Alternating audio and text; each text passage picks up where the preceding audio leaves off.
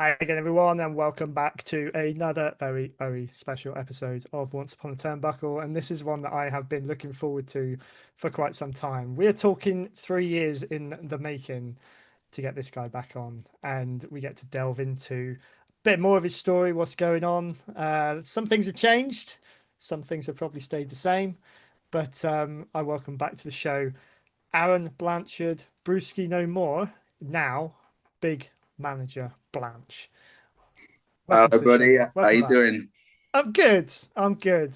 Thanks And for having me on. Thanks for having oh me on. no, it was a must, mate. And this year I've started getting back out to a few. You I've are? actually been to more wrestling this year than I have done for a long, long time. And we've actually been able to meet in person a couple of times, which is Yeah, I brilliant. like seeing you at shows because you're like, hello, buddy, and stuff. And this Yeah. is my family. You just drag them in. Yeah. They don't want Yeah. to be here. They don't want to be here, but they're here. See, my little boy's really, really got into it. He absolutely Yeah. loves doing. I've taken him to 3 shows now, and he loves doing the like meet and greet thing. And he's even more impressed when I know some of the you lot as well, which is really nice. But my missus and my little girl came to the Slam Masters show, and my missus was a little bit concerned she was on camera. She doesn't hide her feelings with her face, and she's not a massive wrestling fan to say the least. So yeah, but they enjoyed it. I'm not saying that, but I think yeah, they had a great day. It looked like they they had a did. great day. There you go. And they did. They won't admit it, but they had a great day. Anyway, Blanche, this is fantastic to have you back on, mate. So yeah, Thank it's you, been a few brilliant. years.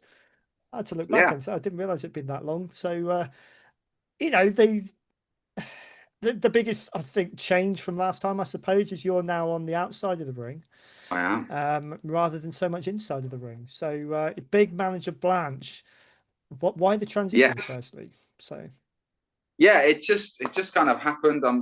Everyone knows that has known me for long enough that managing's always been the thing I've done for years and stuff, and I prefer doing it and I love doing it.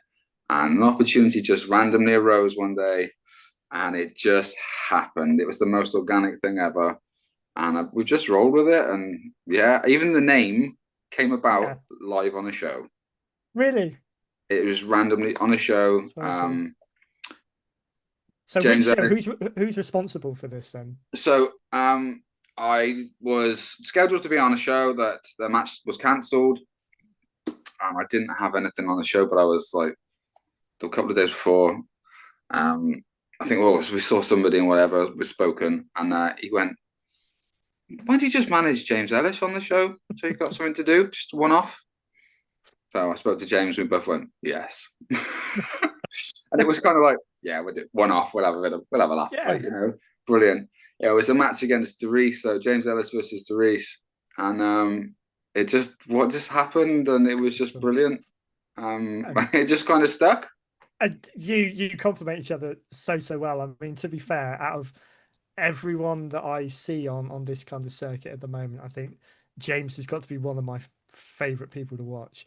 And he's the He, one person who really benefits from having not only a manager but you there as well. I think is it's adds it's a something. thing. Obviously, it only happens at Slam Masters, Mm, which makes it quite unique and stuff. James is a star everywhere. He's mm, one of the best talents like there is at the moment. And there's mm. no fault in that.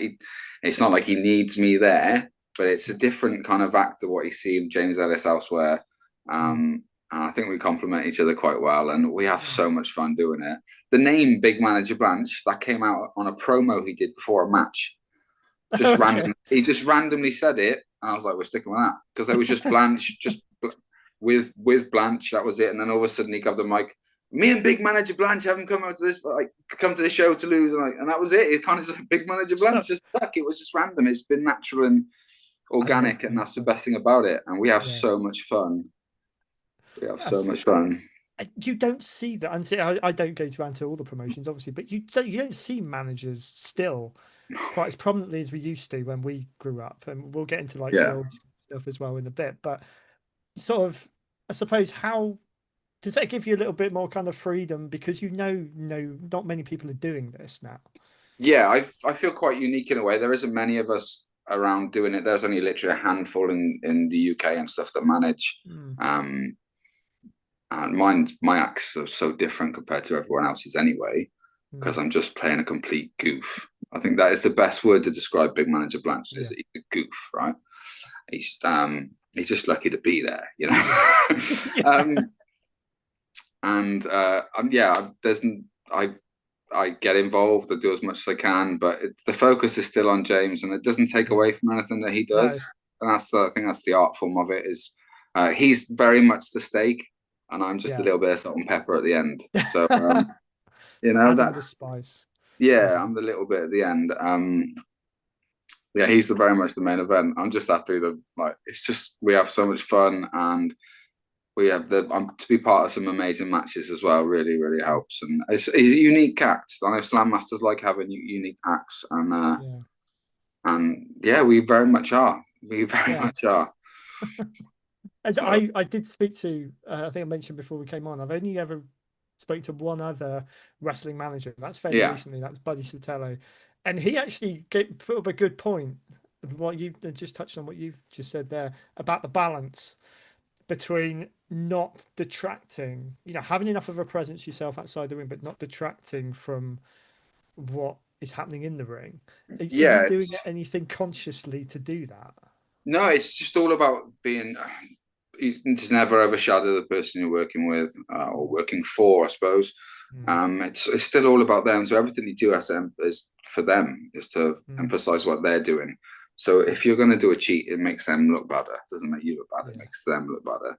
So it's all about your timing, where you are, and stuff. And it's just yeah, constantly making the other person look even worse than they are technically. So and yeah, and the entertainment value of Brill and Blanch is Yeah. very different in it because yeah, it's just he's the he's the bad guy at the moment, you know, in that Yeah. promotion. He's the bad guy. He's the champ, and Yeah. then along comes this bold idiot with him, who's just, you know, who's just happy, and Everyone wants to see you get their ass kicked, everyone wants to see him basically. because he's going to get involved and he's going to do things he shouldn't do, and he's going to Mm, moan, and at the end of the day, yeah, it's just going to get his comeuppance, isn't he? So, yeah. and he does very Mm. much so, So because we did see you at No Mercy as well.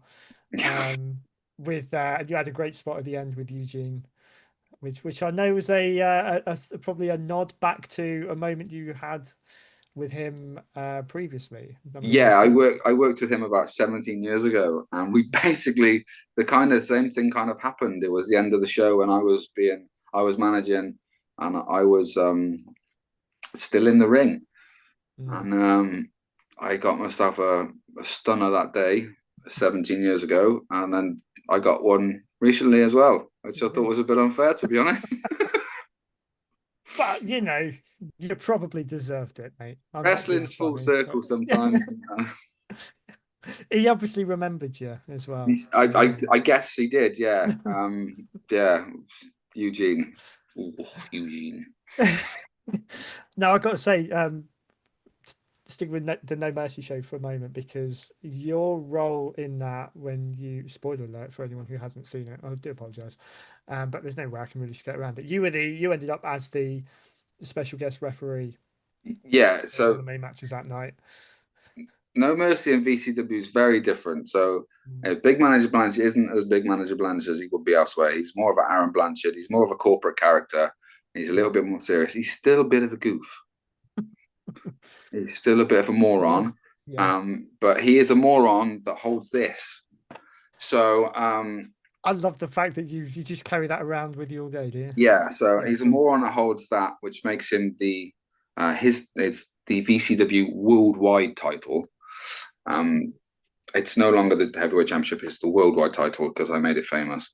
Yeah, And I'm still a manager, but I am also the champion. So yeah, it was a gift double from duty. it was a gift from James Ellis that Oh, I there you was go. able to win a match. Yes. Yeah, which I haven't seen the circumstances around that, obviously, but in terms of accomplishments in your in-ring career, would you say that is up there at the minute? It's a very interesting run because of the story that we're telling. Mm, Um, very happy to be part of it, and it's I when it all came about and stuff, and we just brainstormed something very quickly that was going to mm, happen, and yeah, it's just I've been trying to do my very best to make it as entertaining as possible. Yeah. Because I think that's what you've got to do, you know. So Yeah. it's as far as I'm concerned, I'm keeping the belt forever. There you go. It's mine. No one's taking it off me. I have defended it. I have defended it in an actual wrestling match, Oh, which a cool. lot of people were shocked about, because I did 25. Um, but yeah, it's mine. I'm never losing it because I'm There probably you go. never going to defend it. Well, then you're never gonna lose it then, yeah. So there you go, job done. So the yeah, I've been very intrigued by this whole thing that's happening with you guys, with you and Alice over and No Mercy with the Brilliance Pro Wrestling and that. Yeah, Now in a couple of weeks I have got Bevan himself is coming back on the show, so I get to find out a bit more about all of yeah. that. But just kind of in your own way, I suppose, for the people at home, just explain what is happening over there in terms So of um, Bevan challenged James Ellis to a match. James said, "I'd only do it if you put the VCW company on the line. So if I beat you, I mm, will own sorry, No Mercy. I will own No Mercy." right. Okay, so Bevan then unfortunately got injured and couldn't compete, so he put somebody else in the match. James Ellis won the match. I debuted, helping win the match. Got ya. Okay, a few bits more shenanigans happened, but No Mercy owned VCW, which is Mm-hmm. their sister company, the smaller like Yeah. developmental company and stuff. Um, and James Ellis thought it was a better idea if I was to go in and be in charge of that. Yep. So, becoming the commissioner of VCW on the first night I became commissioner, we also inserted me into a match that the VCW title was in. We made it a triple threat match. I then might have slipped and accidentally kicked Kenny Mantra in the nuts, and then rolled him up and won the bout. Ah, right.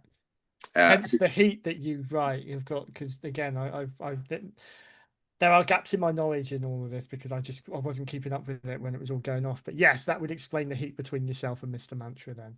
I hate Kenny Mantra. Mm. Yes, very much so. So yeah, I've decided to run VCW as the amazing commissioner I am, and it's just been so happened that I haven't had to defend my bout very much. Obviously, I'm the boss, so Yeah. I have defended it against Kenny Mantra. He did get a match, and I did Yeah. beat him. There you go. Okay. Ah. So There you go then. So no return match clause for no, that one then. No. but so Okay. yeah, so for some reason he has ill will towards me. Some others, but I think VCW is thriving, completely thriving under my leadership. Brill said I'm doing a great job, so he's the boss, he's the Mm. CEO, but I'm just the vice president. He's in charge of everything. He thinks I'm doing a great job. So yeah, Cool. There you go. Blanche says, Blanche does. And we'll leave it there and we'll see what happens then because there's some very, very interesting things that came out of that show that I was at a little while ago. So I was I'm, also a very fair referee, and I did you call know it what, I down. was gonna come on doing that. that was that was one of my favorite parts of the night seeing you come out like that. I was like, yeah, Straight down the middle. I was you a very did, fair. you did. I'll tell you what though, so what you are doing at the moment in terms of, you know, you're the commissioner of VCW, you're a champion over there, a manager, you're doing refereeing and that.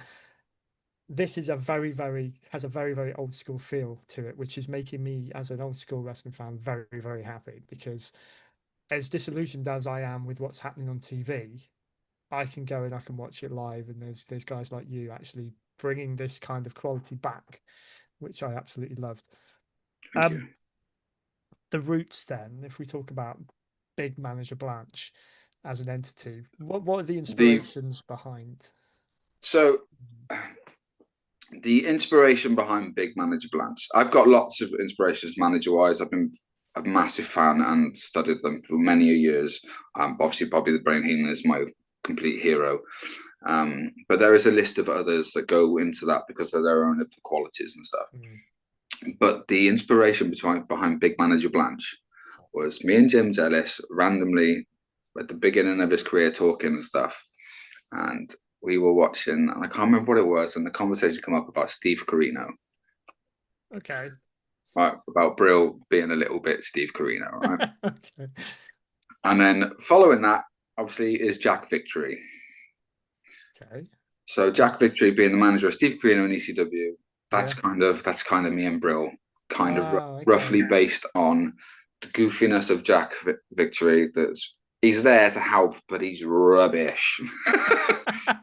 um, he always gets something, you know. In Jack Victory, by the way, was a cracking wrestler back in the day. He was a brilliant I was gonna wrestler. say I wasn't familiar with his ECW run then. So I good. knew him from like 1990, 91 WCW when He he used to was a great wrestle wrestler, and then. he was Yeah. very, very good before back in the day. Very good wrestler.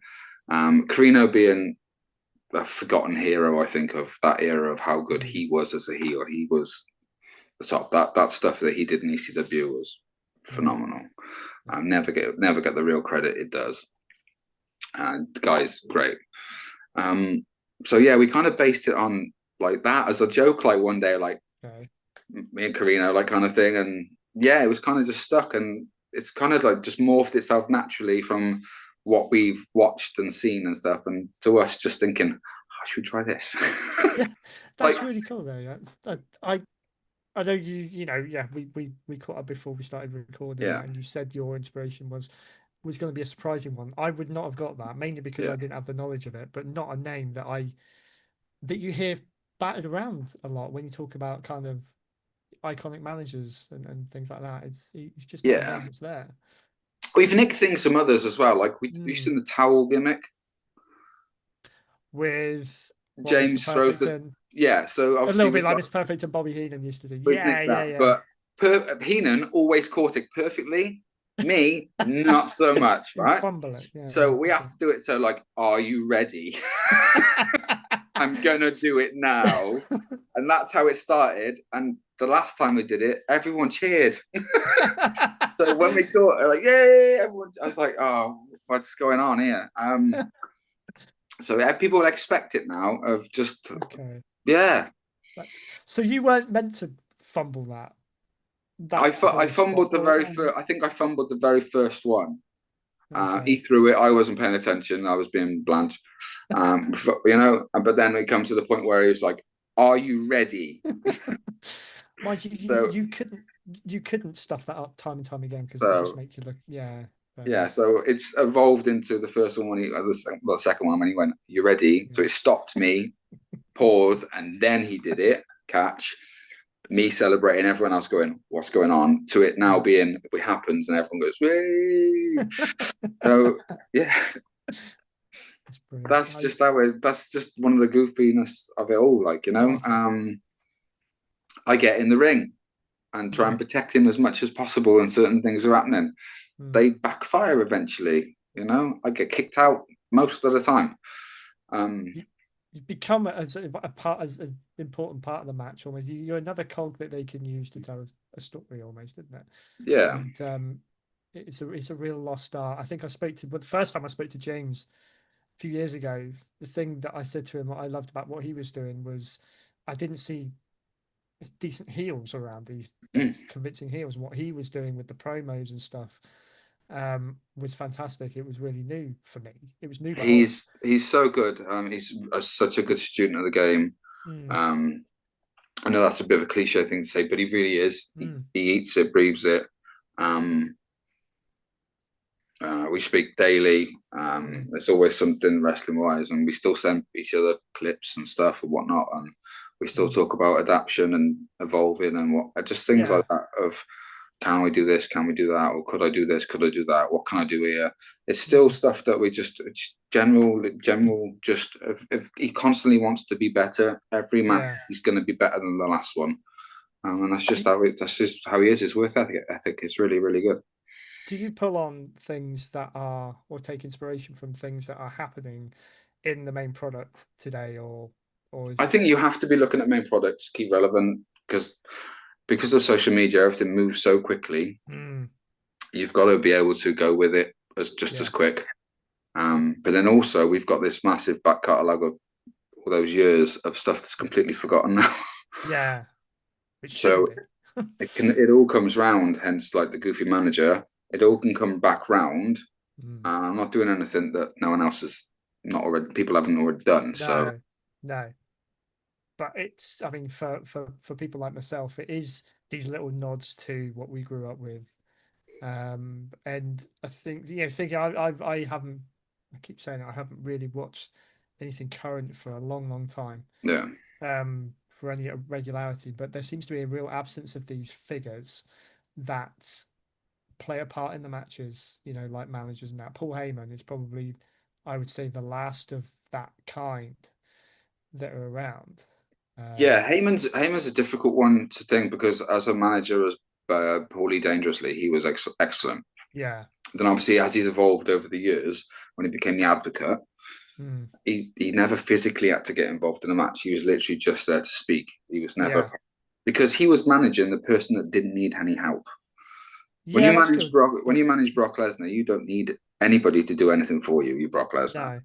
So that's why his involvement changed through to the advocate and then the wise man. And then Mm, if he has to now, then he does something. And that what makes it means yeah. even more. But talking wise, Paul Heyman, he is a genius, I, isn't he? So I was going to say, sort of, this is what they, in my eyes, they always were, is when you saw somebody, because there were quite a few stars, plenty of them when I was growing up who looked the part, but they could not talk. yeah, And they ended up with they got put with a mouthpiece like Bobby Heenan or Jim Cornette, you knew that they were going to have something quite special because yeah, of that. yeah. Um, do you kind of sort of, do you see yourself in that sort of role as well in terms of, I mean, James is fantastic on the mic Yeah. himself. Do you add anything to that element, do you feel? Um, James can talk. James talks great. James promo is really Mm. good. He talks great. We've done promos together that have been silly and funny and Yeah. got the job done. Mm. It's always really natural that is as well. We Mm. talk about promos a lot, um, but no, I'm not sure if it's the little bit of comedy that I bring Mm. to the act, Yeah. um, and like James doesn't need anyone to cheat for him all the No. time, but he No. will do anything he can to cheat. So if I can do anything I can to cheat Yeah. for him, then it saved him a job, kind of thing. Yeah. Yeah, it's a different era of now, obviously, because there isn't Yeah. many of us that are doing it, or the ones you see on television. There isn't many of them either. Mm. There's only a handful really that carry on, like Don Callis and stuff, who's a massive talker, That's a good point. Yeah. a Yeah. really really good talker. Mm. So it kind of it's quite evolved, isn't it? How much man? Yeah. What we know when we used to watch wrestling, there was 47 managers on a show, Yeah. and it was mainly Jimmy Hart. He managed everybody, Yeah. literally everybody, and Slick would turn up every now and then, and so would Yeah. Harvey Wimbledon. Um, and then Sensational Sherry was just there being amazing wherever she was. So Yeah. Quite. But she there's wasn't. there's so many that there's been. It just became like a forgotten part of the sideshow, didn't it? It did. Yeah. And I think that's probably what almost watered it down, didn't it? And by the time you get to, I mean, the attitude era, I suppose I can't really think of anyone that was really effective then, if there was anyone there at all. I think everyone had, I, I think everyone, I think it just got that faction. edge to them. They didn't really need it. I So think factions did that as well because factions. You yeah. meant another person that was going to come and cheat was a member of your faction, and there was always Mm, multiple ones of them. So that that's could have true. been a reason why it Yeah. kind of died out. I think one that gets forgotten about, who was really good in her manager role, was when Lita managed Edge. Oh, good shout, actually. Yeah, I wasn't familiar with that. I sort of observed it from afar, but yes. Yeah, I get what you mean. She was Um, really good. She was literally part of the storyline and really, really good, mm, and it really worked. And she'll never get credit for the managing thing that she did, but I it was think really good. with someone like Sherry as well and Luna come to mind because they were not, because they were wrestlers as well, a bit like Lita, they were not scared about getting involved. They weren't just going to be outside to take a bump and everything. They were quite effective Yeah, in both elements of it. But yeah, no, Lita, good shout, good shout. Um, so I think kind of I was going to do something really cliche, and I will do it because they are fun, and I haven't done a Mount Rushmore for a while. It used to be a feature on this show. I've never done one of managers. A Mount Never done Rushmore of one of managers. managers. Yeah. Um, you know, it depends what area you can go back to, because, like you say, there were so many of them. But which ones deserve to be up there for being effective? And really, I suppose they weren't just there as a presence on the outside; they were there adding something. In my job role, my day job, it's all about added value. And so people keep Yes, going on about it. And who should be on there for really what they brought and bringing something extra to who they managed. it's a tough one. I could probably get it down to five, right? That's fine because Matt Rushmore's four anyway, so we can have a reserve. So So obviously Bobby Heenan is the greatest manager yes, slash performer in wrestling and entertainer in yes, wrestling, without a shadow of a yeah, doubt. yeah. I'm going to add Paul Heyman because of the last 20 years. Hmm. Um, I think Sensational Sherry, Yeah, because yeah. as a valet, as manager, and everything that she accomplished and was main eventing, Hmm. I think her. Um, This is where it gets tricky because that you've rattled off the three that would have rolled off my tongue straight away. I think Paul Bearer. Yeah, yeah. Okay, it's an interesting one He because managed the most unique character, and he was the most unique manager. and I watched back SummerSlam '96 because I've gone on a bit of a '96 pay-per-view sort of run at the moment. I got to SummerSlam '96 the other day, and I just Yeah, noticed how his character and really dropped off after he left the Undertaker. He just didn't seem to work with anyone else. I think it just gimmick wise and everything he brought to it, he brought just as much mystique as everything. Yeah, yeah. Um, oh, I had the other one in my head and I can't remember what it was now. Oh, Cue lift music. yes. So we got four. I thought I was going to get down to five. What was the other one? Mentioned Jimmy Hart, but I don't know. Jury's out on Jimmy Hart for me. Yeah, jury's He out on was out Jimmy. as a mouthpiece, but he just kind of took a lot of bumps, didn't he? Just needless kind of getting thrown around. I don't know. He wasn't one of my favorites. We got four. I think four. I think yeah. I think we can. Which is the mountain. That's fine. I mean, that's pretty good. Bobby Heenan, Paul Heyman, Sherry, and Paul Bearer. So Paul Bearer is an interesting one. I didn't even consider him for mine, if I'm honest with you. I think just because of the whole gimmick of what Paul Bearer was. Yeah. S- Um, So we talked then about because I mentioned there when he left the Undertaker, who was obviously yeah, they were a bit like you and Ellis, I suppose. You were kind of matched to each other really, really well. Um, we'll come on to other people. Something else I wanted to touch on is kind of other people that you would see yourself in that role with. But perfectly matched him and the Undertaker. You couldn't imagine them apart or with anyone else. And then no, he obviously turned on and went with Mankind.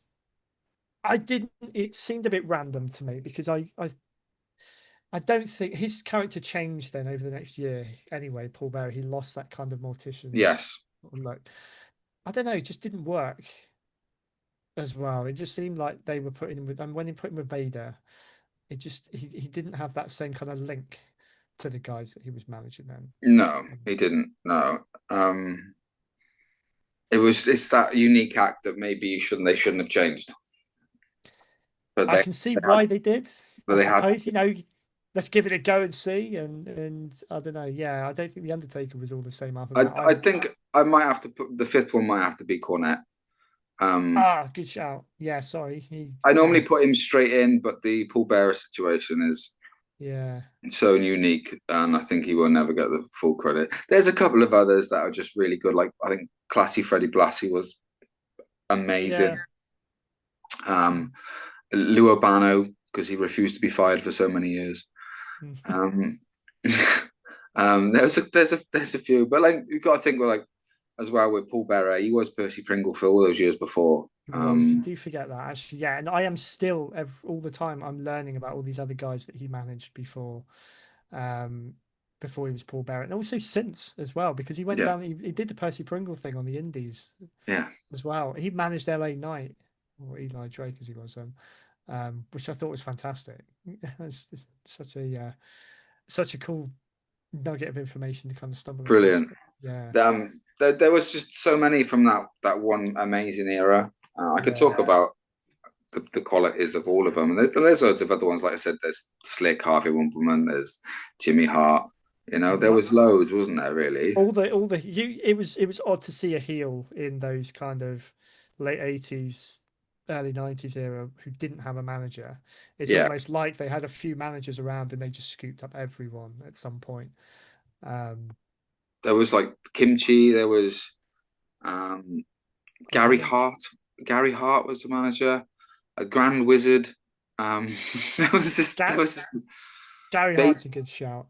baby doll. There was Precious. There was so many valets as well. Yeah, Um, and I think like I know there weren't that many, female managers, it's particularly in WWF anyway. In sort of mid 90s, you had the likes of Sherry was still around, Luna was kind of still around. She was doing a bit of both, yeah. and then you had Sunny come along, and Sable and Marlena and that, and all of a sudden it's like the valet manager type thing started to change a lot, and they seem to just be kind of eye candy on the outside of the ring, Yes. and like I say, the Attitude Era came Sherry along. is the all-time Yeah, yeah, greatest female manager there ever is.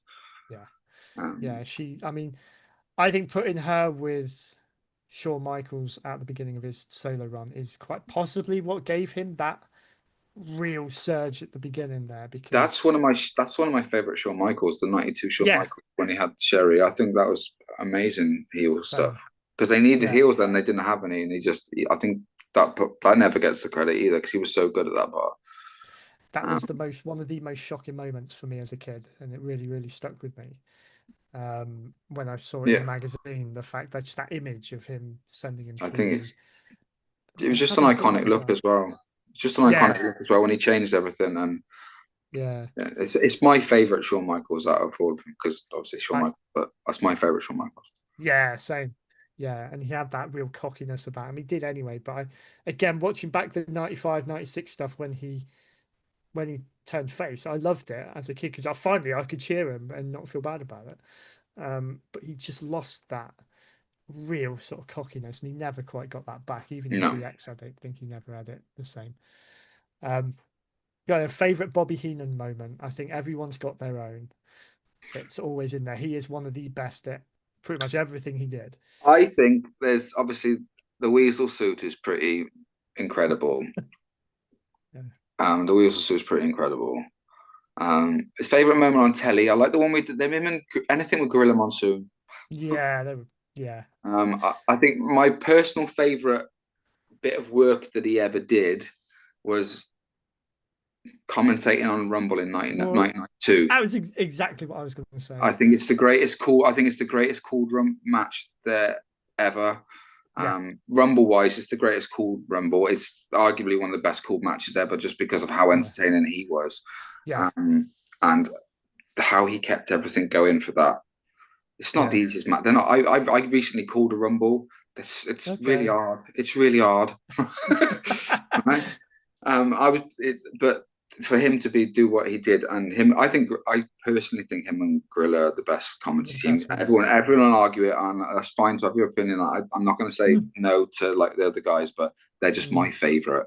yeah, Um, because of it, it was face, it was heel. You knew where yeah, you were with them. They told a great story. They had a spat. It was brilliant. yeah. It was He funny. was a king of one-liners. He was some of the stuff just even now. Quickest. Absolutely love. I used to sit there in my room when I was a kid. I had wrestling on my TV, and I'd be like reading the magazines. I'd be playing with my figures, whatever. I would be listening to all of these shows and absorbing them just from what I was hearing. And I'll tell you what, he was the one that kept me. Yeah. Him and Jake Roberts were the ones that really kept me engaged. That's why I say he's the best Yeah, entertainer there's ever been in wrestling because he did everything yeah, amazingly, and mm. he could wrestle. Yeah. You know, Which is weird. When I used to see it, he looked a bit bumbling and everything, but he did it for a long time. yeah, he You know, could he, wrestle. But yeah, the other moments that I really enjoy of his is obviously. I think this Hall of Fame speech is brilliant. Yes. Yeah. And obviously he was very poorly at this point. Mm. But yeah, I think TV wise, anything. I think. Do you remember that sketch he did with Gorilla Monsoon when he was a cowboy? I don't remember that one. I've heard about it again recently. Someone else has told Yeah, me so about it. they did this sketch where they were at this big like saloon like film set and stuff, and they were walking around as cowboys, and he gets blown up at the end of it. It's just genius, I right? need to find that out. And then there's a scene of those two doing an interview on their show, doing a little like a little promo clip, and they're on this boat, and it's in the sea, and it's like a yacht, and they are getting battered by the waves. And Monsoon falls off his chair, and Bobby's kicking off. It's just genius because it's them just messing around, Yeah. being mates. Yeah, that's it. And they did it so well on screen that you just thought that they were bitter enemies, absolutely hated each other. And I think that's what's so great about them is they had that chemistry that just worked. Yeah, And yeah, the Royal Rumble '92 is one of my favorite matches ever, and it is really just the torment he goes through that whole match. it's the quick changes of lines. Oh, I've always liked him. I hate Yeah. him. Just you know. So I always knew you were Whatever, trouble. whatever. It's just he says that like, yeah, it's not fair to Flair. It's amazing. Yeah. Fair. This is not fair to Flair. And Yeah. I love Roddy Piper. I hate Piper. Just Yeah. quick. I need to go back and watch that again now, just for comic relief. It's so good. It's so good. I implore anyone to watch it. Anyone that wants, because I think if people want to have a go at commentating, that's the match to watch, right? Yes. Good call. Absolutely. I mean, that entire event actually is really cool. There are spots in that where I think even during the Piper Mountie match, which wasn't really much to talk about, he made that sound entertaining. It's cool as well because Piper wins the IC bout there, doesn't he? Yeah. And it's one of those moments as a kid that I remember when I got given a tape of the Royal Rumble. It was a recording. One of my parents' friends used to tape it at the beginning of '92 for me, but for some reason they always missed the first match. Yeah. Every event I had was missing the first match. So Royal Rumble, the first bit that it goes into was right at the beginning of that match with Piper and the Mountie, and literally within 5 minutes or whatever, Piper's got the belt. I was like, "What's going on?" I was never a massive Piper fan, but I love Piper cuts an amazing promo just before he goes out as well. Does yes, so good. It's so good. And his WrestleMania 8 one with Bret Hart as well. I think. Great. And then on from that, the Bret Hart, they seem to just sort of pass it down. The Bret Hart Bulldog one, yeah. Bret Hart one at SummerSlam. It's I did an episode way back when I started the podcast, my favorite talkers, and it was probably one of my. It's one of my solo episodes, but it's one of my favorite ones put together because I was just bringing out these nuggets of just genius of what these guys were saying, and I have a feeling Heenan was my top pick on that one. There's so much like friend in need is a pest, ham and egg. Yes. There's so much, ham and eggers, just certain things. It's just he used to call Tito Santana's forearm. He used to call it the flying jalapeno. Just. My favorite actually when I watched SummerSlam '92 when I was a kid is during the El Matador Papa Shango match. He called him El Doormat because Papa Shango was standing on him and stuff. It's just these little gems. He do the mother-in-law jokes. He just do everything. Anything to make Gorilla Monsoon say, "Will you stop?" Will you stop? As many times as you can during a match. Also, talking about that run as well. The Piper went to Brett. Brett went to Bulldog. Bulldog then went to Shawn Michaels. There you go. That was the start. That was '92. That was a good IC year. Yeah, it was. It was a cracking. I think that is where the IC belt almost became way more entertaining than the world title picture. And great time for me. I got this today, and I've just got to show it off. But a great segue into the fact that at this event here, they stuck this in the middle of the show. I know. Actual tour program from SummerSlam. I have that. Do you? This has been a grail item of mine for a while, and I've finally got one. I think I've got one of those. Yeah, it's amazing. I haven't had a chance to look through it yet, but I'm just anything from that show because I wasn't there. Anything I can lay my hands on to kind of connect me to it is It's great. It's Amazing. yeah, my cousin was there, annoyingly. I'd never forgive them for that. But anyway. Anyway, so final question then. I did mention I was going to go kind of go down this. So, I used to do sort of fantasy booking on this show. Um, but let's kind of, in your role as Big Manager Blanch, not so much who you would want to face in a dream match. On the scene right now, so two questions in one really. On the Okay. scene right now, where you are, Mhm. what star or stars are out there that you would like the opportunity for Big Manager Blanch to manage? And then in an absolute fantasy world, anyone past or present, would you have wanted to be in that role for wrestler wise? Okay. Um, on the scene right now, that's real tough. Because the guys are trained so epically well in schools, and they're just Mm, everyone's doing so good in Wales, especially. mm. Is there a talent that really needs that one bit of That's a good person like question, me? yeah. I'd personally like to manage the tailor-made man, James Taylor. I'd like to manage the big Jimmer just for a personal thing. Yeah. Um, just because thing is though, he's character is the goof, and Yeah, sort of would you complement each other or would you need one to kind of yeah. he's gonna Maybe hate you me calling him a goof, but it really is. maybe you could be the one to kind of change his character into something a bit less goofy now. I don't know. Yeah. Yeah. Um, do you know what? I'm not sure on that one. I'd like to manage. I like to manage some do something different and manage like a big guy, Yeah, okay. a Yeah. big guy. I Maybe think maybe big crater. But I'd like to manage a big guy. someone who could protect you, Yes, protect you. So yes. So I can be a bit more of a pain in yeah, the. okay. Can you imagine me with even more confidence? Because I Yeah. know it would. Imagine how bad that would be if I was like, it doesn't matter because he's going to kill you. Because that And would this is what was great about the old school guys as well, because yeah, they would be the mouthpiece, but as soon as things then, got hairy, then they could hide. duck behind someone. Like, Jimmy Hart always had like Earthquake and Typhoon and all that, the big Yeah. guys. So Bobby Heenan had Andre and yeah, that's a good shout. Good shout. Go on then. How about sort of anyone like past or present anywhere in the wrestling universe? Anyone in the world that I could Yeah, manage. yeah. Wow. On the scene right now, or anyone ever? Ever, ever, past, present, Mm, any era. I think I'd go down the route of.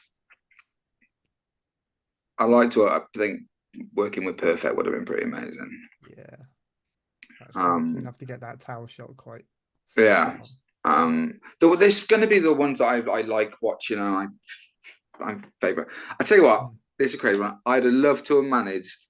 I'd love to have been a member of the FBI with Tracy Smothers and Little Guido because I love them. I think they're brilliant. I obviously Okay.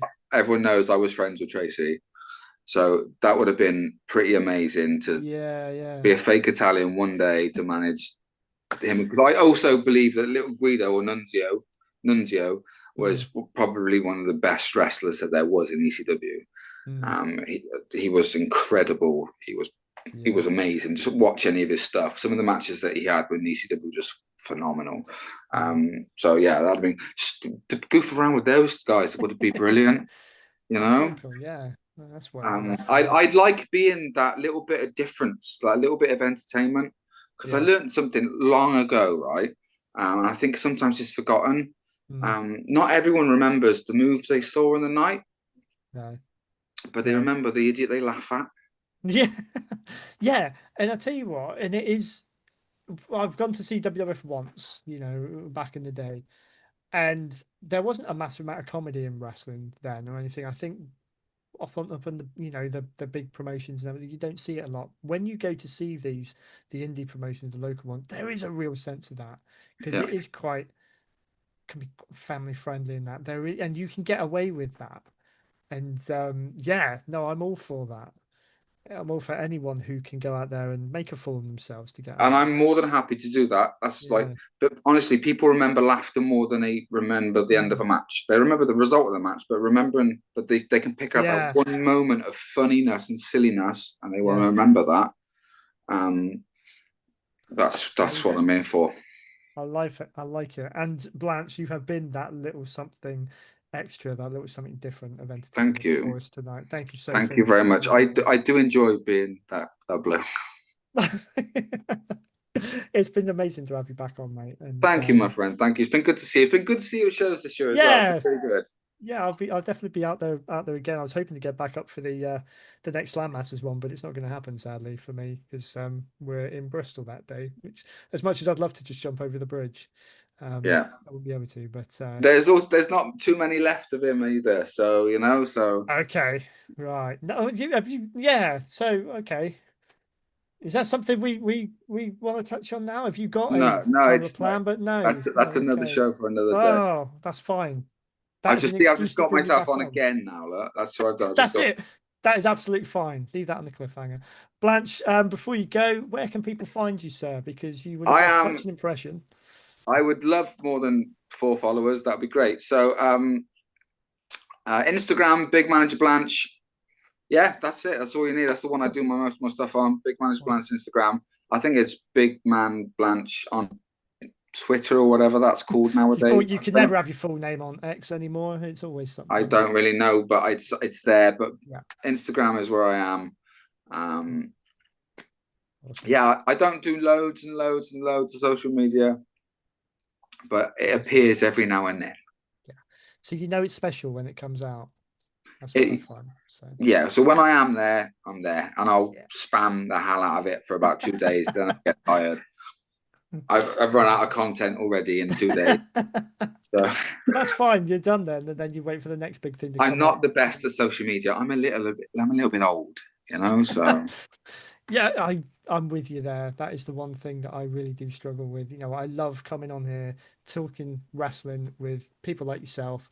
I really struggle to then promote myself and whatever because I just really it's this bit that I love.